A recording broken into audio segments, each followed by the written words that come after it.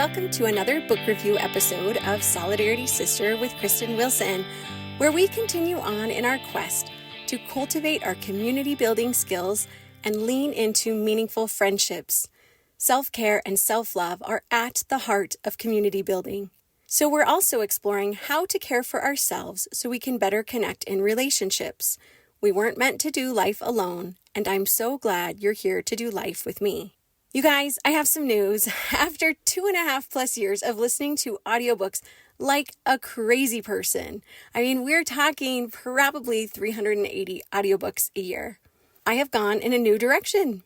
Life has thrown me some really unexpected turns lately, and I have responded by doubling down on getting close to God and close to my family.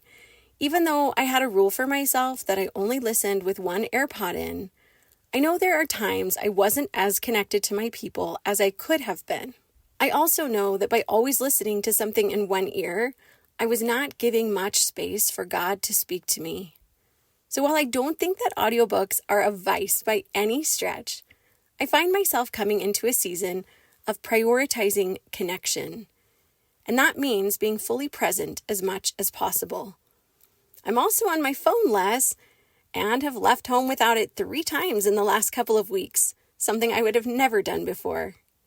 So for the time being, I'm still going to be doing book review episodes, but I'll be choosing from some of my favorite past reads, the ones that have stayed with me long after I finish them, and I may still introduce a new read here and there because I haven't given up audiobooks completely. Today, I'll be sharing about Brené Brown's Gifts of Imperfection. This is the book we've been discussing in our Zoom book club. From the Amazon description of the 10th anniversary edition, New York Times bestseller, this 10th anniversary edition of the game-changing #1 New York Times bestseller features a new foreword and new tools to make the work your own. For over a decade, Brené Brown has found a special place in our hearts as a gifted map maker and a fellow traveler. She is both a social scientist and a kitchen table friend whom you can always count on to tell the truth, make you laugh, and on occasion, cry with you.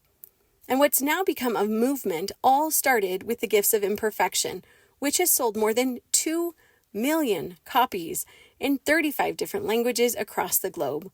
What transforms this book from words on a page to effective daily practices are the 10 guideposts to wholehearted living.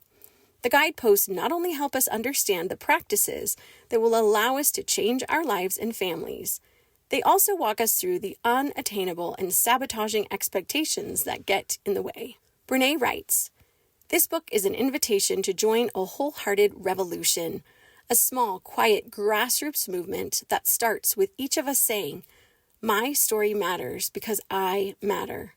Revolution might sound a little dramatic, but in this world, choosing authenticity and worthiness is an absolute act of resistance." This is the book that I come back to again and again when I'm feeling bad about myself in almost any way. Brené talks about how her research essentially left her feeling undone because she'd come to understand some tough truths, and after sitting on them for a while, she started acting on them and was really blessed by the results. And that's what I find with this book every time I return to it. There are nuggets of things where I recognize areas where I can make shifts and improve the quality of my life and the quality of my relationships. These 10 guideposts give info on what to cultivate and what to let go of.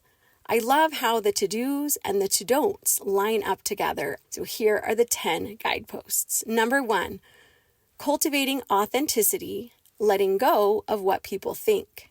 2, cultivating self-compassion, letting go of perfectionism.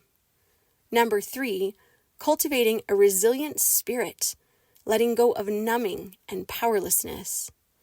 4, cultivating gratitude and joy, letting go of scarcity and fear of the dark.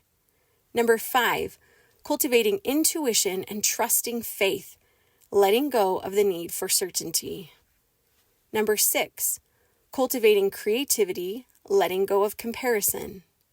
7, cultivating play and rest, letting go of exhaustion as a status symbol and productivity as self-worth. 8, cultivating calm and stillness, letting go of anxiety is a lifestyle. Number 9, cultivating meaningful work, letting go of self-doubt, and supposed to. Number 10, cultivating laughter, song, and dance, letting go of being cool and always in control. So, should you read this book? Yes. Yes, you should. I honestly believe every single person on the planet could benefit from this one. It is really one of my top 3 favorites of all time. And with the amount of books I have read and listened to, that is actually kind of meaningful.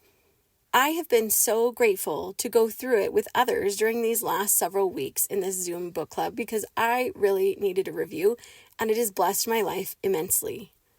I want to live my life from a space of wholeheartedness. It isn't easy, but it is totally worth it. And like anything, all of these guideposts get easier with practice. This episode is dropping late because May.